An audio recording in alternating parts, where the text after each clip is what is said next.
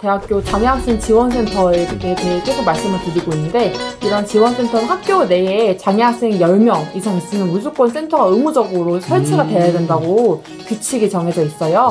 그래서 여기 센터에서는 생활 지원이나 뭐 상담도 하고 있고요. 학생들이 어떤 어려움을 가지고 있는지 많이 좀 도와주시고, 모든 센터가 일을 열심히 하지 않는다는 소리는 또 아니었어요. 열심히 하는 것도 있고 또 많이 활성화되는 센터도 있지만 아직 거기에 기대치에 못 미치는 센터가 있기 때문에 그 점에 대해서 다시 한번 말씀을 드린 거고요. 아, 정확한 표현입니다. 네. 기대치에 못 미치는 네. 것이다. 기대치가 네. 너무 높을 수가 있잖아요. 네. 아니 뭐 높지 않더라도 네. 우리의 기대치를 따라올 만한 전문 인력이 배치 안 돼 있구나. 네. 그러니까 장애 학생의 장애 특성이나 요구, 어떤 의견이 있는지 좀 수렴을 많이 한다고 해요. 그래서 센터 앞에 이런 의견함 같은 거 있잖아요. 익명으로 할 수 있는 거 있기 때문에 좀 많이 들어주시려고 노력하시는 것 같습니다.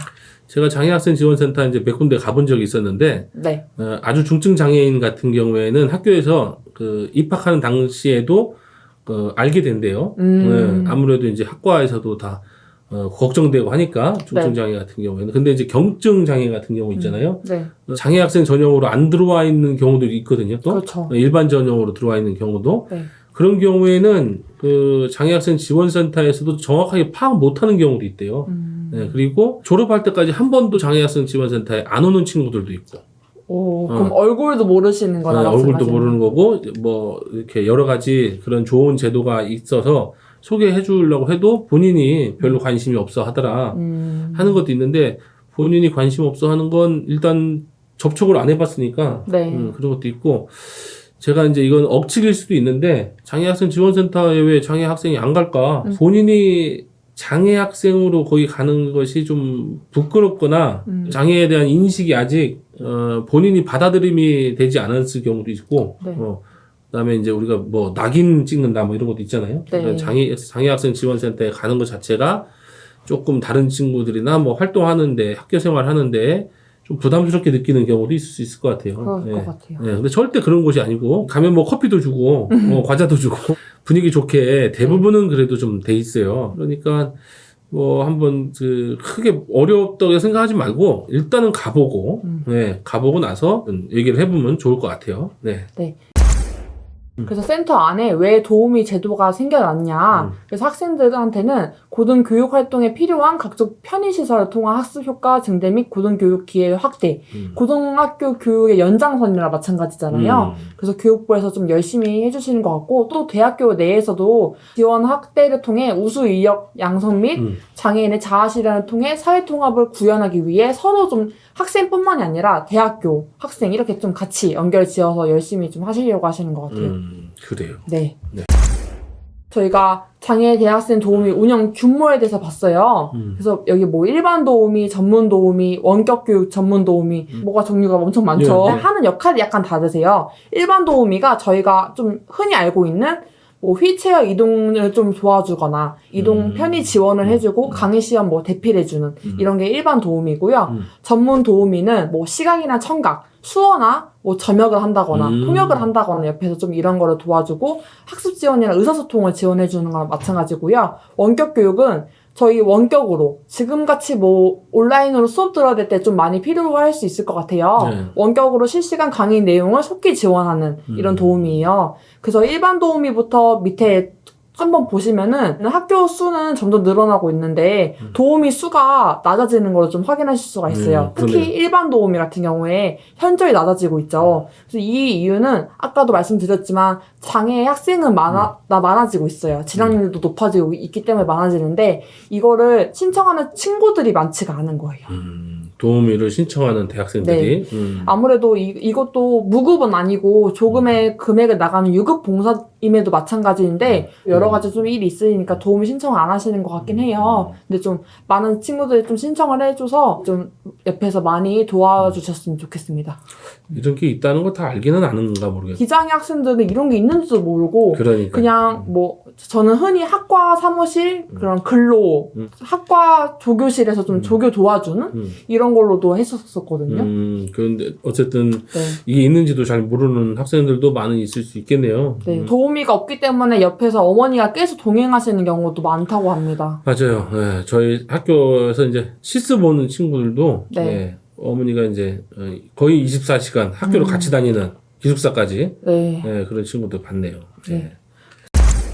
또 도우미 자체도 그 학교 내에서 하는 게 아니라 저희 한국장학재단이라고 해서 국가장학금이나 뭐 이런 장학금 네. 주는 데 있잖아요. 네. 거기서 국고보조금 같은 걸로 한 80%, 그리고 부담금, 대학 부담금으로 20% 정도 운영을 하고 있는데 대학 층에서 재정 부담 등으로 좀 필요로 하는 모든 학생들한테 제공이 안 된다는 점이 조금 안타까운 현실인 것 같습니다. 도우미 유형으로는 아까 표에서도 말씀드렸지만 일반 도우미, 뭐 전문 도우미, 원격 교육 전문 도우미 이렇게 좀 세 가지 유형이 있습니다. 네. 신청 방법으로는 일단 장애 대학생은 장애학생 지원센터에 방문하시는 게 제일 좋고요. 방문하시는 게 조금 그러시다면 미리 전화를 한번 하셔서 각각의 홈페이지가 따로 또 개설이 되어 있어요. 꼭 학교 말고 어디 대학교 장애학생 지원센터라고 검색하시면 나올 테니까 한번 문의를 해보시면 좋을 것 같고, 정규 학기 뭐 2월, 8월이나 계절 학기 하면은 6월, 12월 이렇게 연간 몇 회, 대학마다 이 부분은 다르겠지만 신청하는 기간이 또 있더라고요. 그래서 이걸 좀 놓치지 않으셨으면 좋겠습니다. 네. 또 대학교에서도 이런 장애학생 지원센터에서는 국가평생교육진흥원에 제출을 해서 좀 조사를 한대요. 그래서 많은 학생들이 좀 도움을 받을 수 있게 좀 도와주고 있고, 작년도 기준이지만 총 102개 대학교를 지원을 했고 도움받은 학생 수가 783명이라고 합니다. 몇 명 안 되네요. 네, 저희가 아까 장애 학생 수가 한 9,000명? 거의 10,000명 안 되는 수라고 말씀드렸잖아요. 하지만 도움이 받은 친구들은 한 783명밖에 안 되기 때문에 현저하게 낮다는 것도 좀 볼 수 있을 것 같아요. 네. 적극적으로 이용을 좀 하셔야겠습니다. 네. 네. 그래서 이런 국가평생교육진흥원 같은 데서도 대학 관계자들의 이해를 좀 높이기 위해 사업 설명회도 하고 연간 엄청 열심히 많은 행사를 하시더라고요. 그래서 작년도 기준으로 교육부에서 도우미 지원 사업 추진을 좀 강화를 했어요. 그래서 이런 도우미 신청하는 친구들도 현장 실습도 하고 좀 교육 시간도 확대해서 받는다는 거 간단하게 좀 말씀을 드리려고 합니다. 현장 실습형 교육이 의무적이고요. 학기별 교육 시간이 원래 100시간이었는데 120시간으로 확대가 되었고, 중증장애 학생들은 무조건 우선 지원하긴 하지만 이렇게 도우미 신청하는 친구들도 봉사하는 마음뿐만 아니라 이런 교육 시간도 거쳐서 좀 신청이 되고 선정된다는 점을 말씀드리려고 합니다. 교육이 뭐 실무 위주의 잘 교육이 돼야 될 텐데 교육은 어떻게 진행되고 있는지는 알 수가 없어서 그것도 궁금합니다. 네. 네, 이건 조금 학교마다 다른 것 같긴 한데 제가 알아본 학교에서는 그 장애 유형별로 구분지어서 강의실에서 수업을 좀 듣더라고요. 저희도 뭐 장애 인식 개선 이런 거 교육 들을 때 무작정 도와주려고 하기보다는 먼저 말씀을 해달라라고 좀 저희가 요청을 많이 그렇죠. 드리잖아요. 뭐 일상생활 보조를 할 때 가장 중요한 건 네. 본인이 가지고 있는 잔존 능력이라고 하거든요. 네. 뭐 예를 들면 팔 하나가 굉장히 불편해서 이쪽을 못한다 하더라도 네. 팔을 하나 못 쓰니까 그냥 내가 다 도와줄게. 뭐 이렇게 하는 거는 오히려 현재 자기가 갖고 있는 능력, 잔존하고 있는 능력을 퇴화시킬 수가 있으니까 네. 그래서 이제 일단 묻고 현재 있는 능력을 잘 활용하고 퇴화되지 않고 또는 더 강화시킬 수 있게끔 네. 좀 시간이 오래 걸리고 답답하더라도 네. 기다려주면서 그 능력을 활용할 수 있게끔 도와주는 게 중요하다고 얘기해요. 네. 네.